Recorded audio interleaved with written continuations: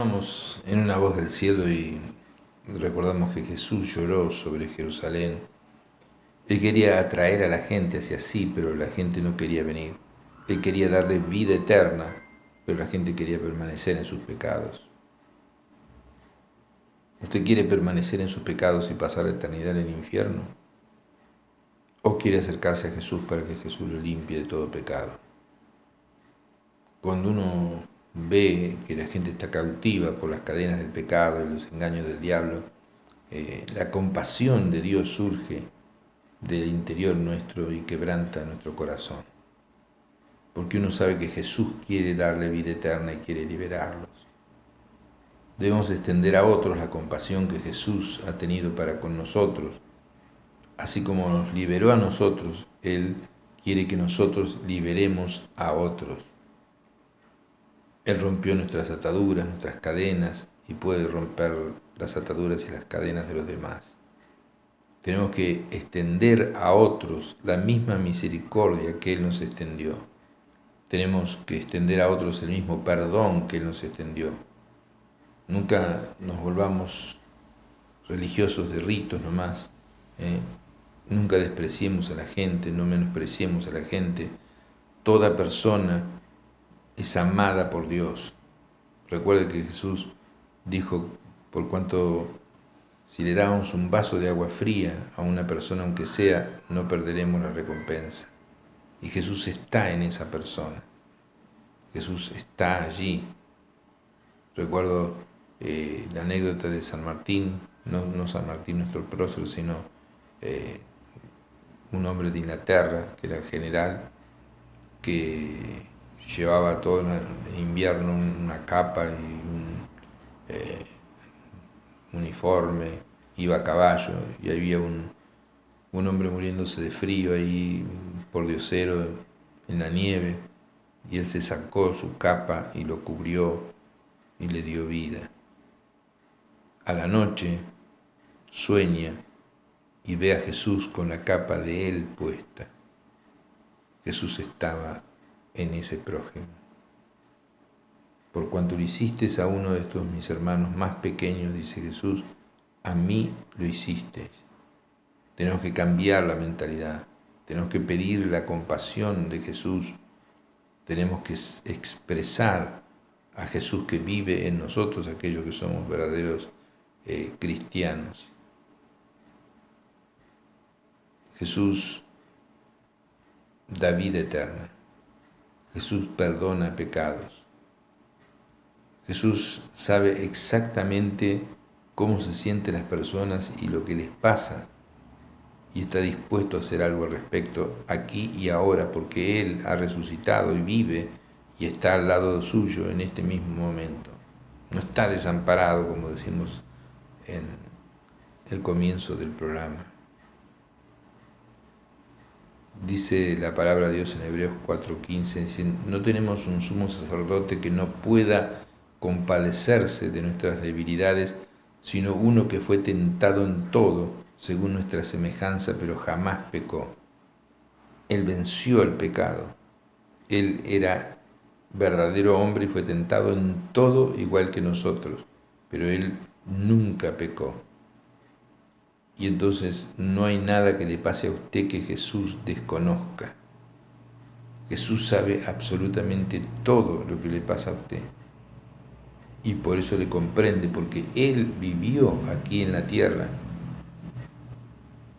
Él estuvo aquí, Él se golpeó también sus pies contra una piedra. Todo lo que le pasa a una persona, Él la vivió.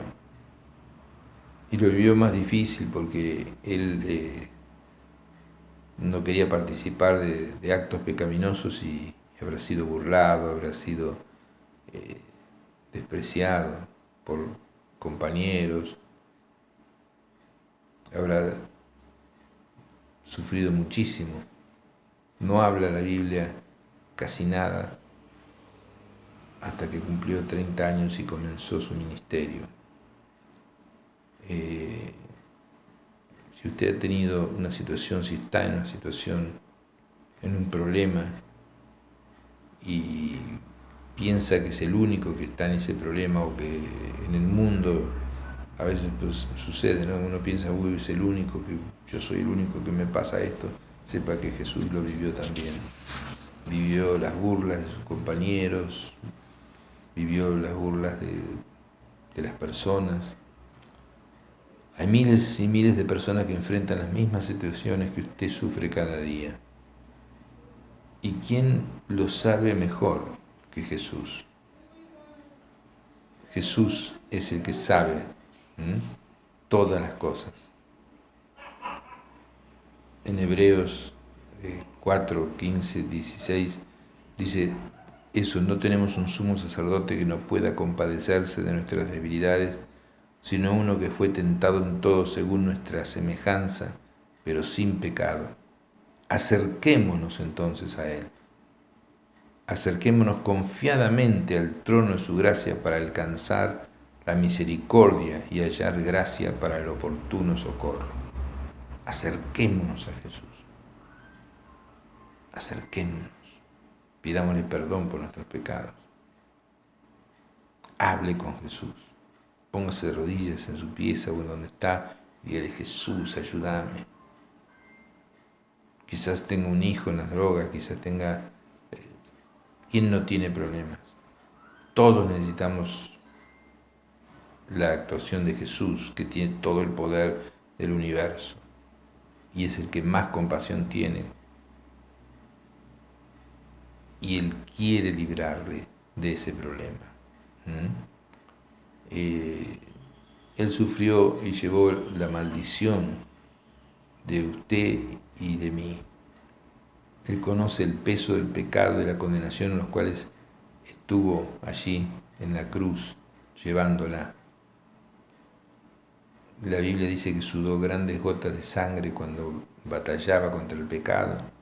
Su carne no estaba dispuesta a soportar el sufrimiento, pero Él sabía que debía enfrentar la cruz porque Él iba a pagar nuestro pecado, nos iba a salvar y después iba a estar satisfecho. Dice Isaías que Él iba a ver el fruto de la aflicción de su alma y iba a quedar satisfecho. Y el fruto de la aflicción de su alma es que usted se arrepienta de sus pecados y usted vaya al cielo eternamente con Jesucristo y no se pierda en las tinieblas eternas. Y que aquí en esta tierra, a partir de hoy, usted empiece a hablar con Dios, a vivir con Él y empiece a descubrir que Él es real.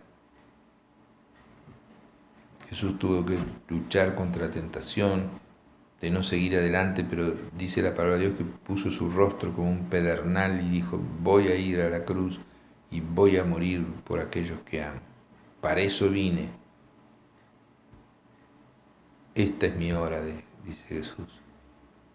Y murió en la cruz y dijo: consumado es, ya pagué todos los pecados del mundo. No hay más sacrificios para hacer. Si una religión dice que el culto que hace es un sacrificio, es un error total. Jesús hizo un único y suficiente sacrificio, que ya no necesitan más sacrificios por los pecados. Jesús, el Cordero de Dios, ya fue ofrecido en la cruz una vez y para siempre. Él no le condena a usted ni le juzga. Es decir, de movido a compasión por usted, para sanarlo, para tocarlo, para liberarlo. Y ya ha sido hecho. Él ya murió en la cruz y pagó el pecado suyo. Y usted tiene que decirle: Señor, aquí estoy, rindo mi vida a ti. Me rindo en tus manos, me pongo a tu disposición, perdóname. A Jesús le trajeron una mujer sorprendida en adulterio y a esas mujeres por ese pecado se debían apedrear y matar. Eso está en el Antiguo Testamento. Quiero decirle que ese pecado sigue siendo gravísimo y usted es digno del infierno si está viviendo en adulterio. Hoy en día, como todo el mundo vive en adulterio o en fornicación, dice: todo el mundo ya ha tomado como normal, pero lo normal va a hacer que usted se va a ir al infierno por seguir en ese pecado, si no se arrepiente. Si usted está en adulterio y usted está en fornicación, arrepiéntase, pídale perdón a Jesús. Le trajeron a esa mujer a Jesús para decirle que había que apedrearla, y Jesús dice: el que esté sin pecado de todos ustedes tire la primera piedra. Y acusados por su conciencia, los más mayores se fueron yendo y se fueron yendo y se fueron yendo, y después los más jóvenes se fueron yendo y no quedó nadie. Jesús le pregunta: mujer, ¿dónde están los que te condenaban? ¿Ninguno te condenó? No, dice. Y Jesús dice: ni yo te condeno, pero anda, y escuche bien, le dice: no peques más.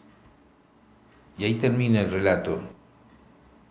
Esperemos que esa mujer haya entendido y no haya otra vez buscado al hombre que estaba teniendo relaciones y haya caído de vuelta, porque ahora estará en el infierno.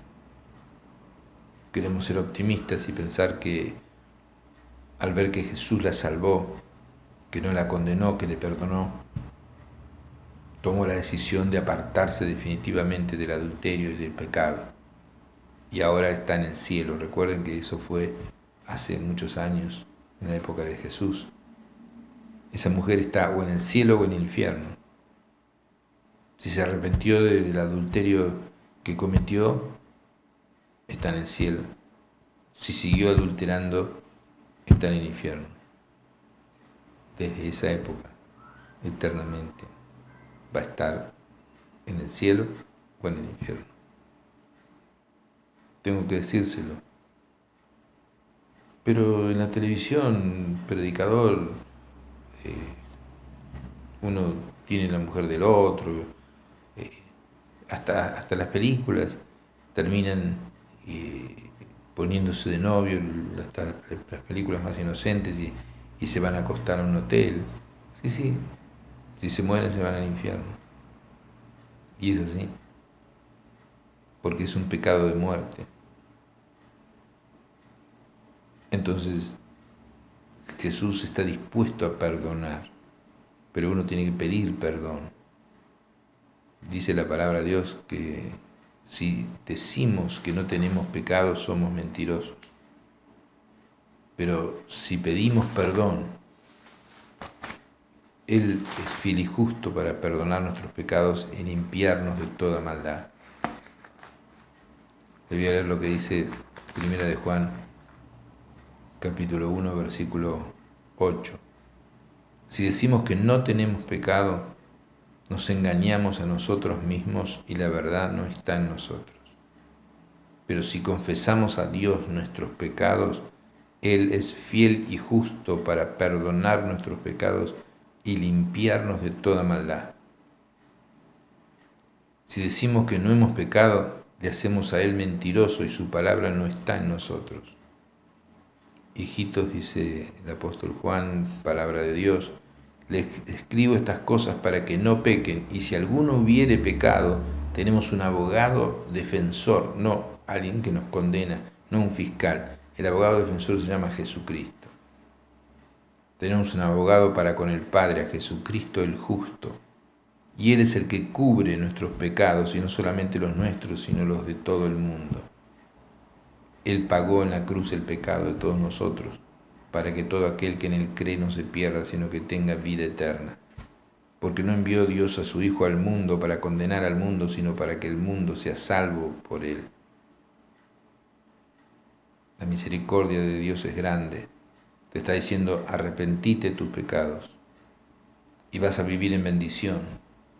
Deuteronomio 28, si tenés una Biblia, toma y lee el capítulo de Deuteronomio 28 y vas a ver las bendiciones que hay de la obediencia. Si uno obedece a Dios, vive en bendición, en una eterna primavera. Bendiciones cuando todo empieza a florecer para bien, y maldiciones cuando todo te empieza a ir mal. Y cuando caes en pecado y vivís en adulterio, o vivís estafando, o vivís robando, estás en maldición. Porque no es solamente el pecado que vos cometés, sino que pasás a un estado de bendición o de maldición. Dios se aleja y empiezan a pasarte cosas. Y hay muchas personas que están enfermas y le pasan muchísimas cosas y problemas y problemas y problemas, que cuando se arrepienten, realmente Jesús le arregla la vida.